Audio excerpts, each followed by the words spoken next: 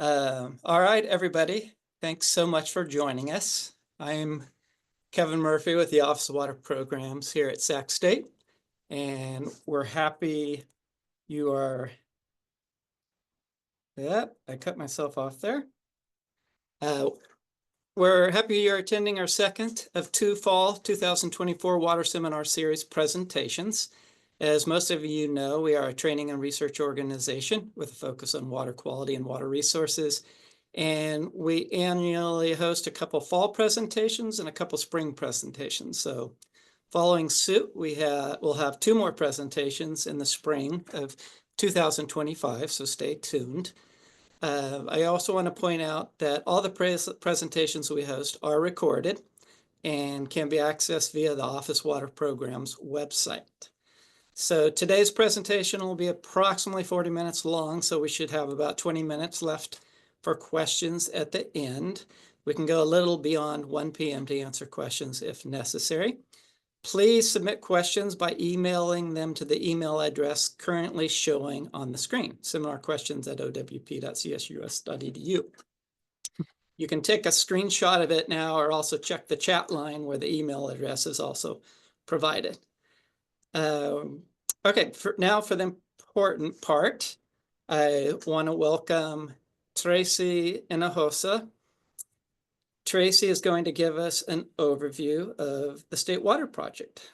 She has 17 years of experience with the State Water Project, serving in various capacities for the Department of Water Resources, Division of Operations and Maintenance. In her new role as the Water Operations Branch Manager, she oversees water operations scheduling, including operations at Lake Oroville and exports from the Sacramento-San Joaquin Delta. Tracy holds a BS in civil engineering from Cal Poly SLO and is a registered professional engineer in California. And with that, I'll hand it off to Tracy. All right. Hi, everyone. I hope that this presentation is informative. I have prepared slides, and then if we have questions I might be able to answer, I will make an opportunity to do that. And if need be, maybe we can follow up with more detailed questions, possibly by email after the presentation, maybe later next week. I appreciate the opportunity to speak, and I'm going to put up my slides. I'm hoping that everything goes smoothly. We'll just see. Can everyone see? Oh, yeah, not yet. Okay. Are you able to see my presentation? It looks great. All right, thank you. So the State Water Project has been around for a very long time. We'll go into the reasons why the project exists and some of the challenges that we face as well. This is a picture of the California Aqueduct, and I don't know if you can see. Can you see my cursor? This is our piece. The California Aqueduct is here. And we can see your cursor, by the way. You can? Yes. Okay, great. And then lower down the hill here is the federal project, the Central Valley Project. They have a Delta Mendota Canal. The two run parallel for quite a while, all the way down to San Luis Reservoir near Santa Nella. And then there they commingle the water. We'll get into that momentarily. This is a photo, though, taken in last May 2023. Everything looks pretty green and nice. All right, so this is annual precipitation in California. Just to give you a picture of where most of the water falls, most of the precipitation falls, is in the northern third of the state, whereas on the next slide, you see that a lot of the population is down further away from the northern third of the state. So we have the San Francisco Bay Area here, and then Los Angeles, greater Los Angeles, high population. This information came from the 2020 census. There was another image that was just out of date, but it was a better picture. But I just want to use the most current information. So 2/3 of the state's population is in the southern part of the state. we also have a lot of seasonal variability with when precipitation exists. It is like falling as rain or as runoff reaching the reservoirs, but the demand is usually a little bit more skewed towards summertime with agriculture and more household use. Pumps and canals remedy that geographic imbalance where the water is falling in the northern third of the state and it's the demand is further south. So we're able to pump it and move it through canals and pipelines to get it to where it needs to go. But reservoirs are necessary also to remedy the time imbalance that I showed with the blue and the red bar chart. When water is plentiful, we want to capture it in our storage reservoirs and then release it over time to for multiple purposes, which I guess we'll get to momentarily. There's a lot of projects in the state water, in California. On this slide here, you see a lot of the rivers are highlighted in the light blue. And I'm going to come back to this as an image mentally. Sorry, so I want you to stick it in your mind. The state is this large valley here in the center. It functions as, if you want to think of like a sink or a bathtub or something. This area here is the delta, and it sort of serves as the drain for this entire combined watershed. So a lot of the flow comes into the delta and leaves through the bay. So I don't know if anybody's new to California. It's funny how in my mind rivers flow north to south, but in fact on the San Joaquin side it's the opposite. They flow from south to north, and there are some east side streams here as well. So there are a number of projects. Some of them are state project. The red, which you see here, I was talking about the shared alignment after San Luis Reservoir. So the yellow is the federal project, the Central Valley Project. The red is the State Water Project. And then there are other projects. The Colorado River Project brings water from Lake Mead all the way over to, actually some of it goes into the northern part of Baja California. And then this green is a local project. It takes water from the Owens Valley down to Los Angeles. All right, so on.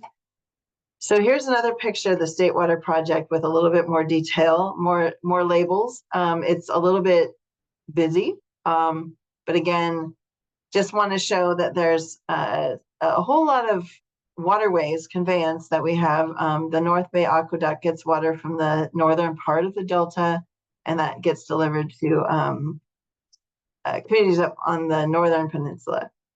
And then a lot of the water, most of our exports though, leave on the south end of the Delta. Some goes to the southern Bay Area, Santa Clara Valley Water District. I'm not going to list them all, I'm sorry. So anyway, so then water is traveling together from after it leaves San Luis Reservoir.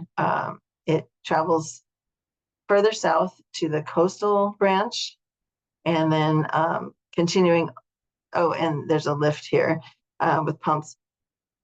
Further down, we reach the southern end of this valley, and there's an enormous lift, which I'll show you momentarily. There's a west branch and an east branch, and the east branch extension took place in about the late 90s and the early 2000s, where they extended right here to reach more water users. So the State Water Project serves many purposes. Water supply comes immediately to mind. However, it also serves for flood protection with Oroville Reservoir up north, capturing flood flows and storm runoff and protecting communities downstream. There are other reservoirs and there's coordinated operations with the reservoirs to avoid overwhelming the system, the river system downstream of those reservoirs. The fish and wildlife preservation and enhancement we have, by capturing water, we can release water to meet objectives like temperature and flow requirements that protect or provide enhanced environment for fish species. We also generate power. So there's hydropower component and supporting the energy grid. And of course, public recreation. A lot of people enjoy boating or swimming or fishing along the facilities. So the State Water Project has a lot of components, 21 pumping plants. I've got there the megawatt capability there. That's not an area that I work with directly. There are 8 power plants. So pumping plants are just to move water over an impediment, whether that's a hill or just raising the elevation as it works its way down the southern part of the state. But there are power plants as well that can generate electricity, which I alluded to in the earlier slide, with helping to stabilize the energy grid. There are 700 miles, actually it's like 705 miles of aqueducts and pipelines. So those are the man-made features with open channels as shown in this picture, but also pipelines that move water in a pressurized conduit. And then this is an actual picture on the right here that's just, it looks kind of surreal because it's that blue is so blue. But this is San Luis Reservoir when it was nearly full.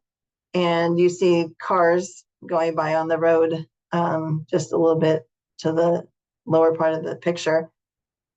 This is all a dam, but a lot of the reservoir is bound by hills that were in the area. So this is an off-stream reservoir, and at its full capacity, it's at 1.062 million acre feet.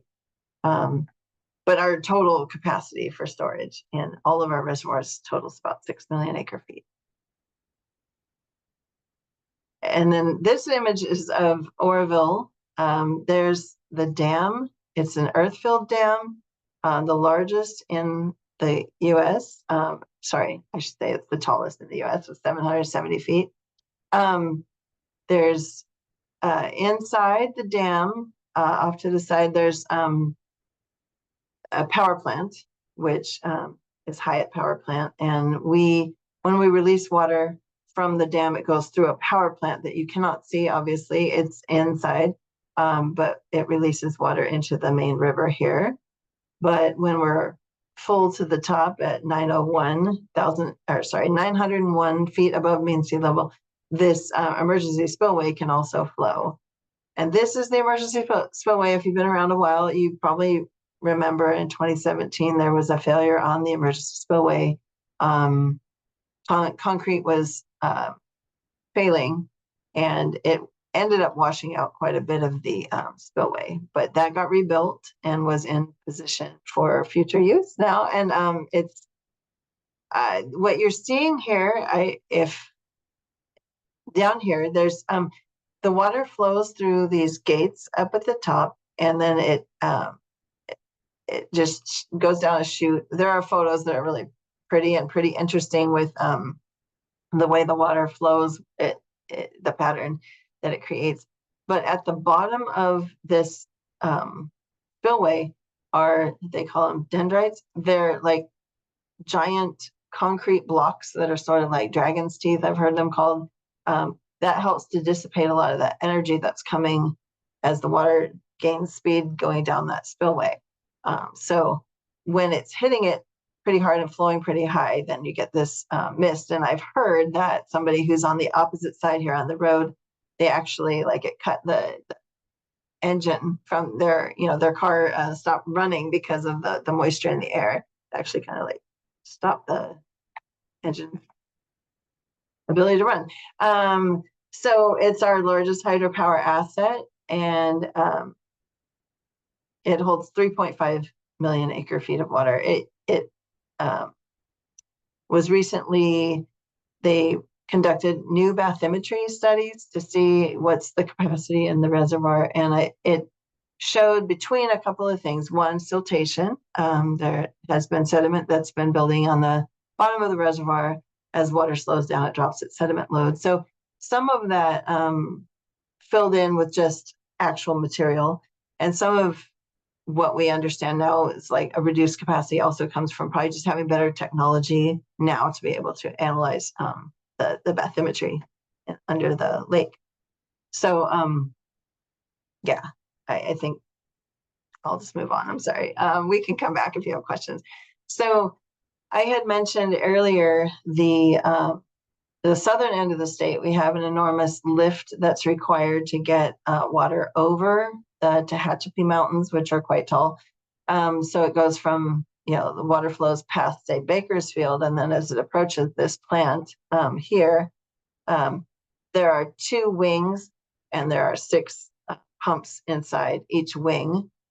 And if I just find it interesting, it's like an odd numbering system, 1, 3, 5, 7, and 9 over here, or sorry, 1, 3, 5, and 14 pumps. Sorry, 1, 3, 5, 7. And then to the other side is all the even numbers. So where the water goes through the pumps, you cannot see where it comes out until you get on the back side of the hill. If you've ever been traveling back from Los Angeles, you may have seen it looks like a whitewater rapid, but very human-made channel in the hillside. Barrier on each side with concrete, and then there's like staggered steps, almost like a zipper kind of, and that's where the water's coming out. And same principle with dissipating the energy as it's coming back down the hill. Don't want to wash out the area below. So this is the largest contributor to our pump load. It's a significant lift, and I'm going to go to the next slide to show you. Here's a profile of the State Water Project facilities. And as you see here, Lake Oroville is at, well, I had mentioned about a 901-foot elevation. So that'd be the peak. But a lot of the State Water Project flow is gravity fed to a point. And then you'll see that we have to lift it anytime we're taking it somewhere else, like the North Bay Aqueduct or the South Bay with Barker Slough Pumping Plant.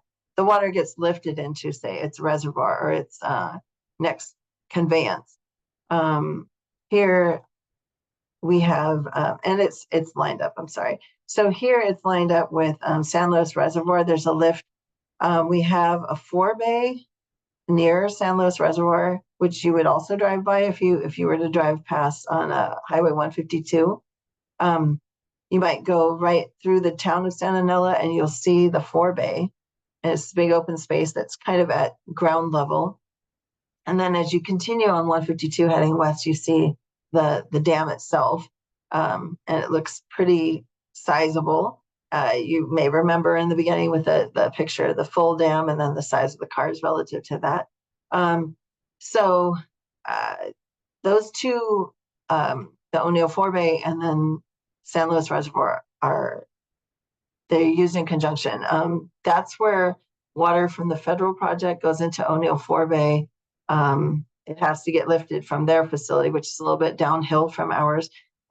Gets lifted into O'Neill 4-bay. The water's commingled, but we track it. And State Water Project water and federal water can get pumped up into San Luis Reservoir, which is an offstream reservoir. And we can hold it there for future use. If we're meeting demands and all of the water that we might be pumping from the Delta might be going directly to demand, then we're not putting water up in San Luis. But when we have an excess that we're able to move from the Delta and we're more than meeting demands, we can put water up in San Luis Reservoir. And then just incidentally, because these are joint use facilities, O'Neill 4-bay we have water there. I'm sorry. Both projects they do have water in O'Neill 4-bay, but if, say, we need to release water from San Luis Reservoir in order to meet further demands further south in Southern California, and Bureau of Reclamation might have water in O'Neill 4-bay that they would like to put up in San Luis. To save energy, we just do an in lieu of exchange where we take water in O'Neill in lieu of water that's already up in San Luis, that we would just change the naming, the accounting, so that we're not using energy to move water while the other one is generating out of San Luis Reservoir. So continuing further south, here is this lift for Edmonston pumping plant, and it's 1,926 feet lift. And then the West Branch is mostly gravity flow. After a point, it flows down on the west side of those mountains. And then there's some additional lift required to get it into Silverwood Lake, let the water down to Lake Paris is our terminal reservoir. LA Department of Water and Power and Metropolitan Water District of Southern California distribute water beyond that, but this is our terminal location. Next one. So we have 29 water contractors. They are we call them that because they have a contract that dates back to the earliest days. We've relatively recently extended the contract with these contractors. So I think they go through I should know, but I don't remember, 2080, I believe, maybe 2050. So approximately 70% of the water that is planned under these contracts goes to urban use, and then another 30% goes to ag. The Central Valley Project is kind of the opposite. A lot more of their water goes to agricultural use, and very much less goes to municipal and industrial use. The contractual maximum is 4.2 million acre feet. Like if you added up everything that all the contractors have, they used to call it entitlements. I'm not sure they still use that term. I don't hear it as much. But what they're entitled to at the maximum would be 4.2 million acre feet if we were able to get enough water to support a 100% allocation. More often than not, it's much less than that. It varies year to year. And this year, just lately, we announced on December 2nd, it's normally December 1st, but it was the Sunday, December 2nd, the initial allocation went out with a 5% allocation. We'll come back to that, I imagine. So a lot of agriculture is supported. A lot of our economy is supported by the State Water Project. And then I was saying 4.2, so 4.18. This is kind of the pie showing, and it's not my favorite graphic, but this is showing Metropolitan Water District of Southern California is our biggest contractor recipient, followed by Kern County Water Agency with 24%. So together they're at 70% of the State Water Project's yield goes to these two entities, who in turn supply it to their users, sometimes through, like, Kern County Water Agency, I believe, has many partners. So it's not direct from us to the user. It's from us to our contractors, who then further distribute the water. Let's see what else. Yeah. Oh, going back, I'm sorry. I wanted to mention the initial allocation was 5%, and we strive to be conservative. We also do not want to decrease the allocation as the year unfolds. So we're more conservative in the beginning.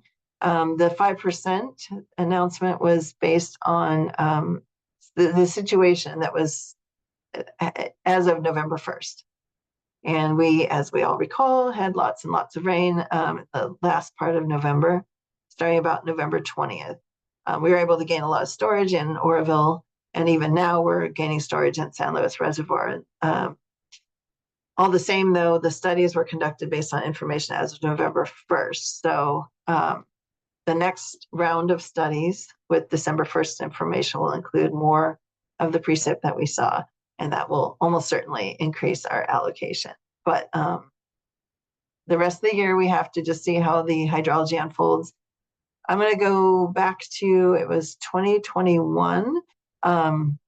There's the way that the amount of water, the supply that's available is determined is partly through what our storage is in the reservoirs, and then what we might anticipate in terms of rain or snow. A lot of our precip falls in those 3 months, December, January, February. And until then, until we start getting snow surveys, February, March, April, and May, we don't know how much exactly we have, but those snow surveys rely on snow cooperators who also other entities who agencies who measure the snow. One way that snow has been measured for time out of mind is with I don't have a photo of it here. I think at the end of the presentation I do, but where a pipe is shoved through the snowpack and then the water content of that snow is determined. Sometimes they go, and it's a specific location. There's an array of locations, and it's like 1 point measurement. There are also snow pillows, which measure the weight of the snow above them, and they're in certain specific areas as well. And based on history, what we can expect based on what we've always seen, and those discrete measurement points, there was a projection with a certain relationship that if there's this much snow at these specific points, there's this much snowpack up in the mountains. What we saw though in 2021, and I say we, I mean the Department of Water Resources, but it was Division of Flood Operations who conduct the snow surveys. What ended up happening come April was that the runoff was not anything like what we thought based on those specific points. So it was largely because of very dry conditions. We had a series of drought years in the mid 2010s, and then another, couple of years of drought beginning in 2021. So the ground was very, very dry. And if you only have certain discrete points with the snow measurement, you can be wrong just on the face of things. And then in addition, a lot of the water sinks into the ground when the ground is very dry. So the runoff was nothing like we anticipated. And I think the number was about 700,000 acre feet less than what we expected just based on historical relationships. So that caused the Division of Flood Management, or it was then the Division of Flood Management, it's now Division of Flood Operations, to kind of retool, and they've been able to add another tool to their arsenal, which is the Aerial Snow Observatory, and that gets more integrated information across the entire mountain range that where snow falls. So anyway, that was a whole digression, but just wanted to say that we have an allocation that we base on what we've seen and what we project, but then it gets refined as we go through the year because we know more and more as the snow surveys and the actual hydrology is showing up. So sorry, that was a long time on a really boring slide. So a lot of this, well, here's the snowpack that we are able to, the projects, the state and the federal projects, the snowpack we can utilize for water supply is on this eastern mountain range. And there are other projects that have dams that capture the water that are not part of the state or the federal project further down south. So reclamation, that's U.S. Bureau of Reclamation's Central Valley Project, gets water on the south side and New Melones Reservoir. So among us, we have just 4 reservoirs that contribute capturing rainfall and snowmelt. But a lot of this, I mentioned that bathtub at the beginning, a lot of this water needs to then come from the south along the San Joaquin River, from its tributaries and the San Joaquin River itself. And then from the northern side, we have Feather River, the Sacramento, the American, other rivers, Yuba River. That all collects in the Sacramento River and makes its way to this area in this box that's the Delta, Sacramento San Joaquin Delta. So in order to convey the water from where it's plentiful to where it's needed, we have these natural waterways that we leverage as well as the canals and pipelines. So I'm going to go on, but this Delta area is very rich in terms of environmental value. Here's a map of the Delta, and I'm going to gesture a few things, and hopefully you can see my cursor while I do this.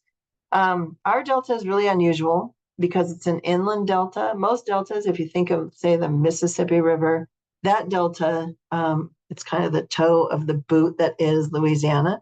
That water is coming from the river and goes into a receiving water the ocean or the Gulf, and it's dropping its sediment load, and it's created a delta that's kind of external to the river. In our case, the rivers come here. This is the Sacramento River, and the San Joaquin River flows from the south to the delta, and they commingle right here. This is the confluence, and make their way out to the bay. That's that bathtub drain I was referring to. But it's all bound on the west side by mountains, and that's why we have this inland delta. And in the 1850s, people came along, and native folks were living here long before indigenous people were here, using the land. But I'd say the settlers came in and discovered, oh, this is good quality soil. You know, when it's dropping that sediment load, it's real nice loam. It's good for growing things. So we reclaimed the delta. That's why you get reclamation districts. We reclaimed the delta from nature. And what the channels used to look like, I don't have an image here, but imagine it's more like a tree. It's dendritic is the term. So the channels would typically come off of this main stem out like a fan, say. But you'll notice, especially in the South Delta, a lot of straight channels where people said, hey, I want access to water from my land, and let's make a cut right here. A lot of these are actually called cuts, like Turner Cut is right over here. Grant Line Canal, obviously constructed by humans. Victoria Canal, these are not riverways. Old River, Middle River got connected at many points along this area here with all these straight lines. So what that does, where in the old days, I should say the tide would come in and go out. It would, here's this ocean tide influence. Higher salinity water from the bay is coming in on this side. And then we have river flows coming in on the north and the south. That's fresher water. And then they come into the delta and they mix. But around these areas where there's straight cuts through things, the mixing is a little bit circular, I guess you could say. It really just mixes the water in a different way instead of it ebbing and flowing. It's ebbing, sloshing, and flowing back out. On the San Joaquin side, there's like I'd say 1/6 to 1/10 of the volume of the water or the flow that's coming in on the Sacramento side. Sacramento water's usually much fresher, and on the San Joaquin side, it's I could give numbers, I guess, but it's not always a certain way. It's maybe where Sacramento might be 0.3 EC, the San Joaquin side is 0.7, say, and 1.0 is kind of the max for applying to land for agricultural use. So the reason that the water is not as good is the smaller flow, partly, and also it's been some of it has been applied to land already, and it's flowing off of the land into the San Joaquin River. So you're getting, I mean, that's true on both sides, but you're getting a lot more saline buildup from land application. Let's see, I think that's all I want to say on that one. So there are beneficial uses of water in the Delta, the environment, municipal and industrial use. There are a lot of communities on the southwest part of the Delta who take water directly for their use in households and for industry. There's agricultural use. I already referred to the rich soils and all the ag that occurs in the Delta. And then there's recreational use with boating, fishing. So there's beneficial uses that have been identified and they are protected. So to protect those beneficial uses, the State Water Resources Control Board issued the Water Quality Control Plan. Next slide there. This is just a picture of the cover of it. The Water Quality Control Plan has identified in it what those objectives, flow or water quality, need to be in order to protect the beneficial uses. And then through a water rights decision, and in this case, it's Water Rights Decision 1641, the board ties the state and the federal water rights to meeting those objectives. Go to the next one. Here's just a picture. This is something that was created here in our office 25 years ago, but it's really handy. We just keep it in our, in a one page, like easy thing to refer to. This is all of the objectives in each month. So I will not belabor and read everything to you, but there are fish and wildlife objectives that have to do with how much we can export, or what the ratio of our exports to how much is coming into the Delta at all can be. It could be 65% most of the year, but there's a 35% period when fish are present. This is the classic fish concern season is February through June. And so that was what was kind of in mind at the time that the 1641 requirements were written. We have minimum Delta outflow or a habitat protection outflow, which varies depending on how wet it's been. If it's been wet and we trigger a requirement, or it's called it's called X2. It's the location of an isohaline line that's like 2 parts per thousand. And when we get to the map, I'm going to show you why that matters. But if it's been wetter, then typically we're more likely to trigger the requirement, and we are required then to keep it higher flow when we've had more storms or more runoff. If it's been very dry, we don't trigger it, as we're not as likely to trigger it. But there is a minimum that's required, and I'll again try to remember to get to that on the next sheet. There are Delta cross-channel gates, and I'll point them out on the map on the next page. But water quality standards just alone, these are flow and operational objectives, and then these are standards for water quality. For municipal and industrial, there's a certain minimum, basic requirement of less than or equal to 250 milligrams per liter of chlorides, which is kind of a measure of the salinity.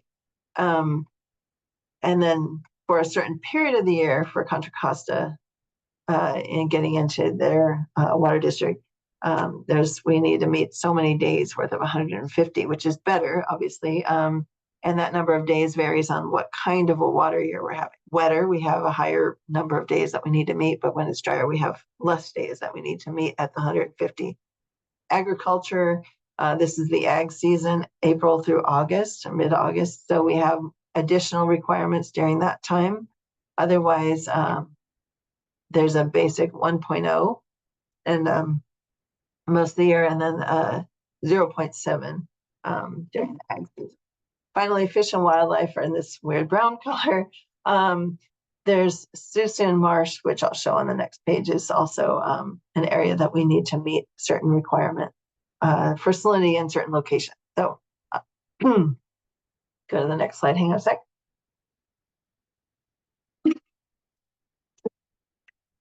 Sorry about that. So here's a map showing those requirements. And you may recall slightly that the agriculture were the green on the bars. Actually, I don't go back. Yeah. So we had the blue, the purple, the green, and the brownish color. So this is a map with those things keyed on it where the requirements are. I did want to highlight a couple things, that the X2 concept that I was talking about. Remember that I was saying that the Delta is like a tree. It was. Now it's got a lot of like cross ties between branches. But anyway, when it was more like a tree, then this would have been its trunk. And we try to keep in order to protect the fish species, we are meant to keep salinity, that mixing zone in this channel here where the rivers come together in the trunk of the tree, because it's a habitat area for fish.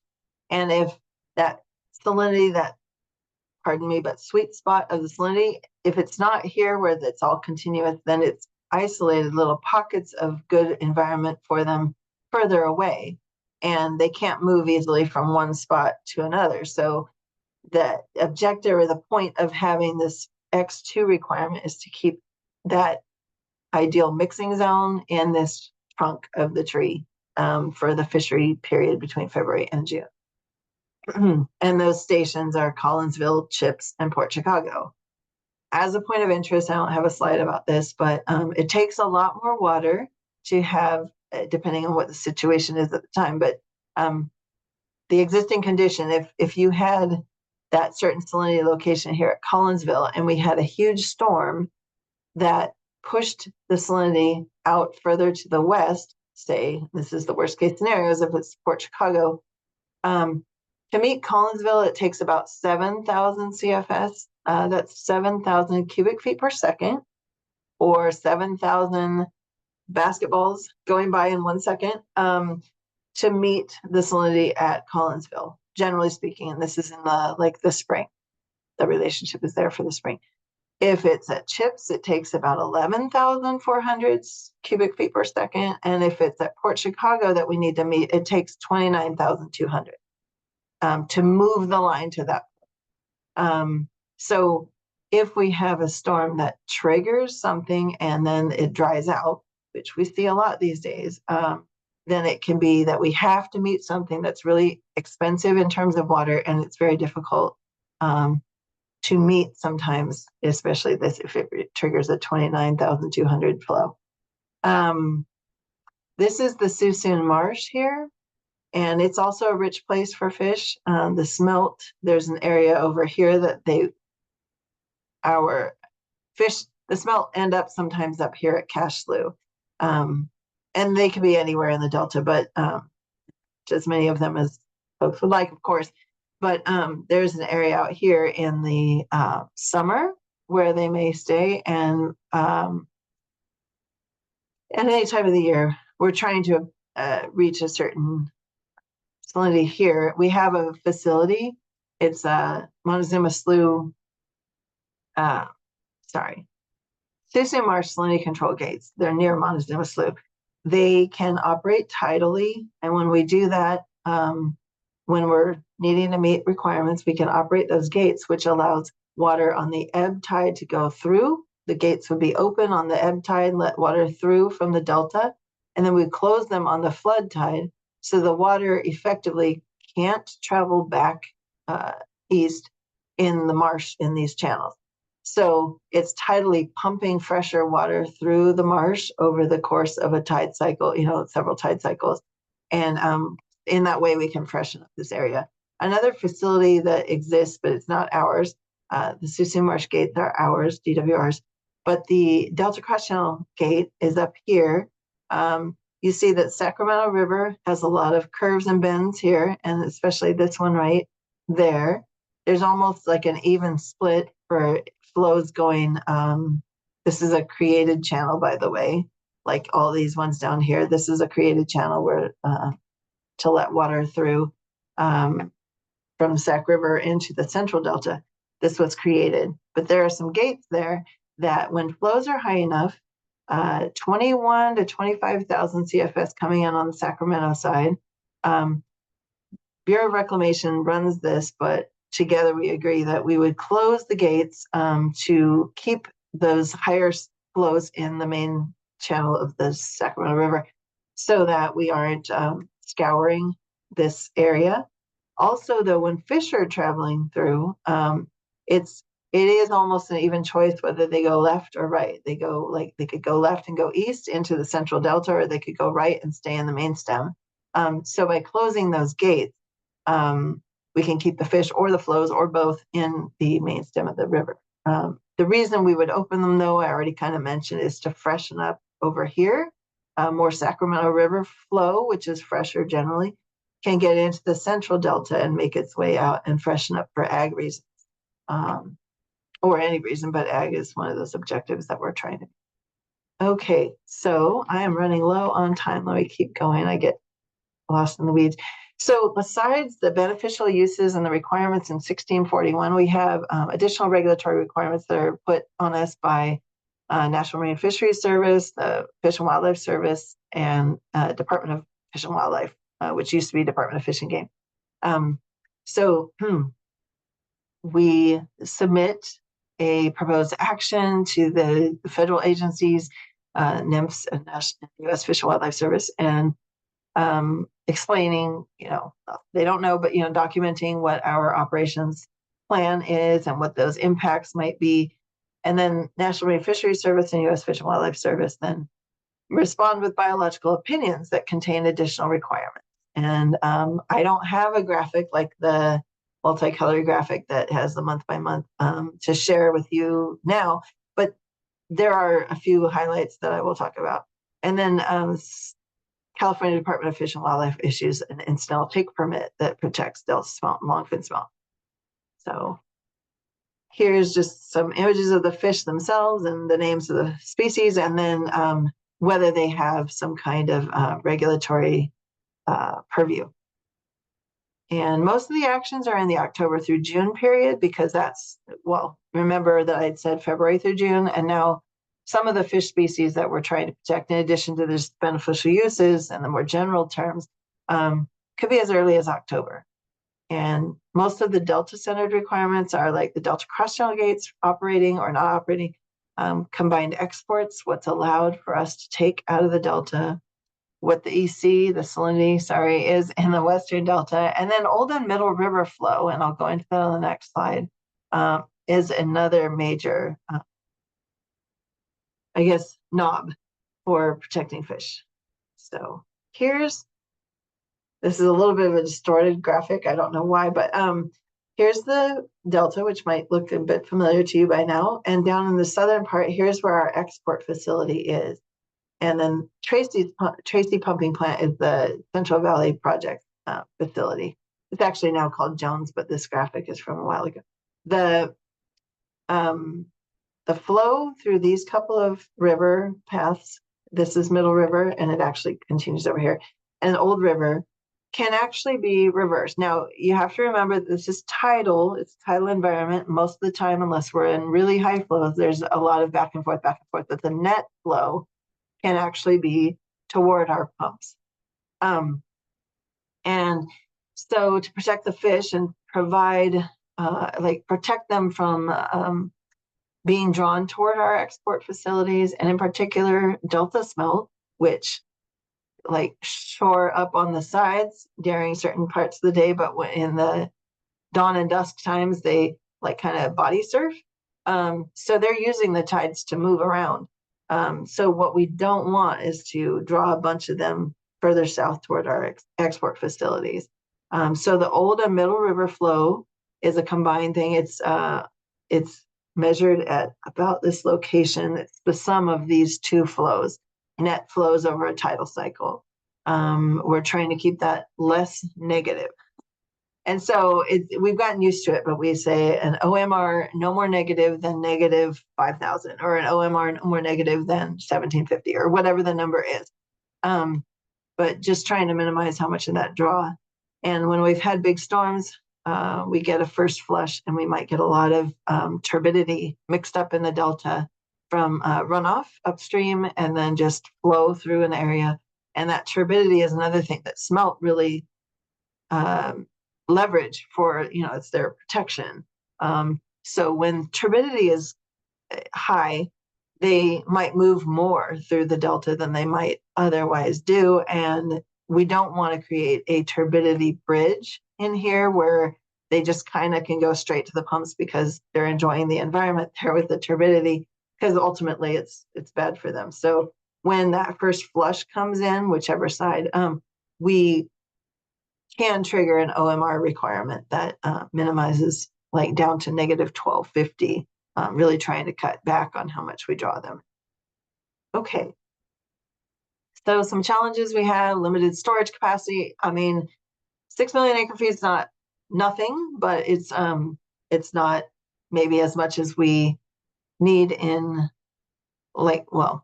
we don't always get a full 6 million acre feet if the hydrology doesn't cooperate, but also there are a lot of requirements for the water, and I'll just stop at that. Conveyance through the Delta, I already explained how it's kind of a precious area in terms of environment. So there are limitations on how much we can move through the Delta. So we can capture a lot of water, say in Oroville, but if we can't get it across the Delta, it's still going to impact how much we can move overall. We have aging infrastructure. There's a lot of subsidence along the California Aqueduct and the Delta Mendota Canal, which is the federal facility. Finally, climate change can pose a lot of challenges. I'm going to go to that slide real quick here. So we have an uncertain and variable hydrology with more and more of our precip falling as rain than as snow. We've had a lot more very wet, very dry. So here's a graph showing the precipitation, just kind of a shot, what do you call that, scatter plot of precipitation in different years versus the average temperature. And you'll see that a lot of the black squares are the more recent, warmer period. We've seen a lot more of the very dry. This is 2013 was a record dry. You see some standout years. 2017 was very wet, but it's still warmer. So we don't get as much of the snowpack. The snowpack used to be our biggest reservoir in the state of California, and that's no longer necessarily something we can count on. So we need to capture some, for water supply reasons, we need to capture more water as it's coming in rain. But that's challenging because we also need to provide flood protection. So here's just another picture. Okay, so this is temperature and rain. Here's just a picture of the water year types, which I didn't even get into. Sorry, there are 5 water year types. There's wet, above normal, below normal, dry, and critical years. And you can see critical is the red, and you see periods of clusters of years where it's critically dry. Here was the drought period. Here's another drought period. I don't have the latest version of this. We'd have another couple of reds and greens in here. And then okay, remembering our bathtub in the state of California, we have 4 main rivers up here, and then there's 4 rivers on the San Joaquin side that create they give us an idea of how much rain we're going to, or how much runoff we're going to have. So this is from 2022. You see a very wet October, followed by a dry November, a very, very wet December, followed by the driest January through March period on record. So there's a lot of variability within a year, as well as between years. So we can't just count on we'll always have a certain amount of water, obviously. And so that makes it challenging for the State Water Project and the federal project too. In 2023, we had flooding in the San Joaquin Valley that created the Tulare, resurrected Tulare Lake, which existed historically. A lot of that water did get moved into, it was diverted from Tulare Lake for recharge through pumping. It was put in the Kern River intertie and went into the aqueduct. Number here, 24.7 thousand acre feet of flood flow was redirected from the Kern to the aqueduct. So late May through mid-June. Another picture, another challenge is drought. This picture is, I think, rather telling. This is the part of a branch of the Lake Oroville. You can tell by the roadway up here and by the kind of the bath rings on the slope here, where the water would normally be. This was taken in 2022. The flow, the lake level was quite low. There's also a lot of green tint in the water. The lower flow or the lower volume of water can also be have more algae because the sunlight can permeate through more layers of the water. I know we're almost at time, so I'm thinking we have had, excuse me, those couple of periods of drought and needing to manage that. We have asked the State Water Resources Control Board to relax some of our objectives when we know we're not going to be able to meet everything with the water supply that we have. So if we know that there's going to be a problem, we might ask for some modification of those objectives. And we can also, and do, hold on a sec, reduce our allocations. We try not to do that. So we kind of are conservative, like I said, even throughout the year. This is a picture, I'm not going to make it here. This is a picture of the drought barrier in the western part of the delta that kept salinity out of the delta as much as possible. I might just go to questions because I'm going to die here. Would that be okay? Yes, that's fine. All right, thank you, Tracy. We have time for questions. Sorry. If you still want to submit questions, please submit them to the email address provided on the chat line. So Tracy, if you're ready, I'll read some see. questions to you. Yeah, I'll take a shot at it. Let me take a minute. Okay, here, this is a power question. Has DWR looked at the idea of covering the aqueduct with solar panels? And if so, what were the results? Okay, this idea gets brought up from time to time, and even the public, asking. And it's an idea that maybe one day could be implemented, but there's also been a reluctance to put a bunch of structure over the aqueduct. There'd be benefits potentially with shading the aqueduct and losing less to evaporation, or having less of an algae potential, generating potential. But the field divisions who maintain the aqueduct also like to be able to access it and not have something kind of in the way, or additional infrastructure to maintain as well. So it's been proposed many times, but it's not anything that we're ready to do. I hope that answers your question. Yes, it does. Thanks, Tracy.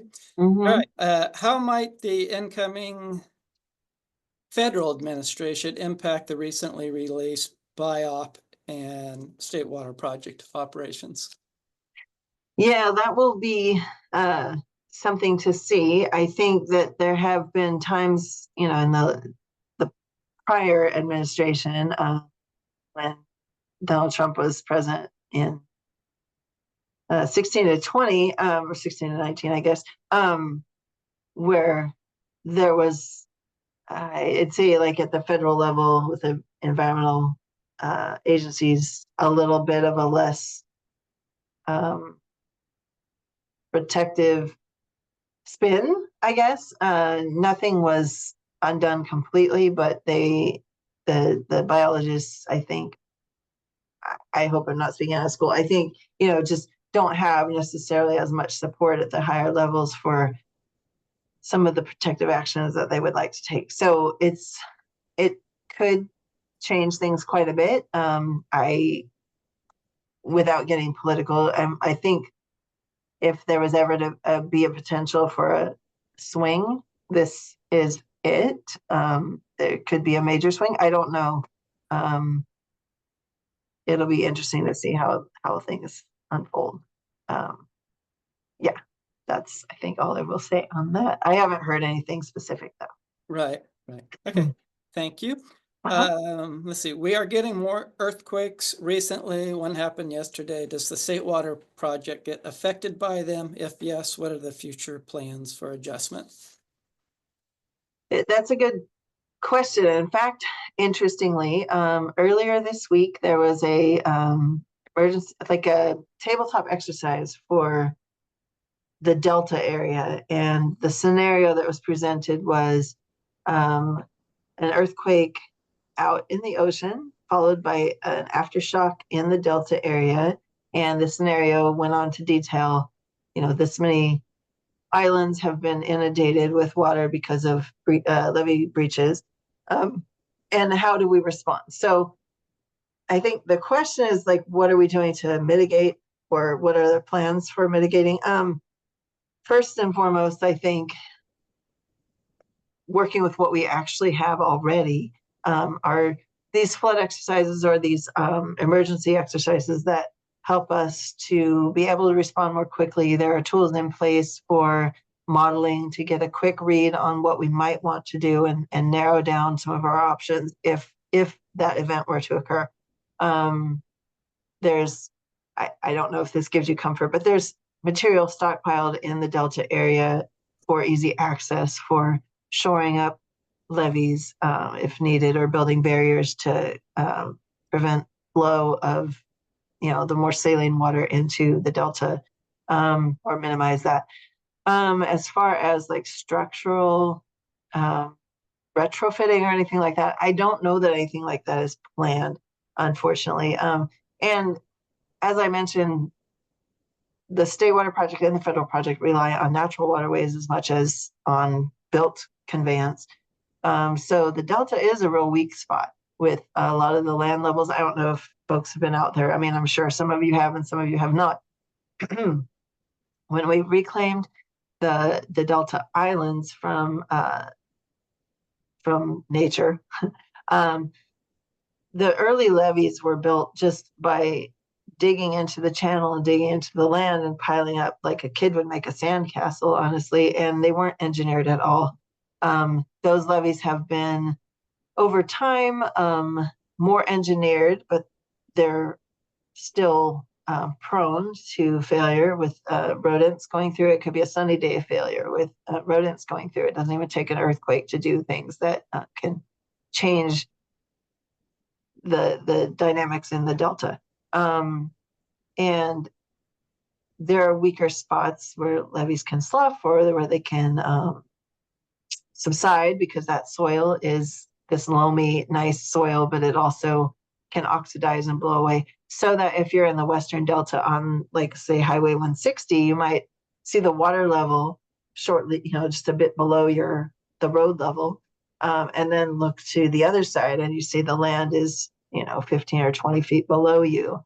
So there's a lot of pressure on those levees as well. And I don't know that the State Water Project is going to take on changing, I guess, this natural waterway.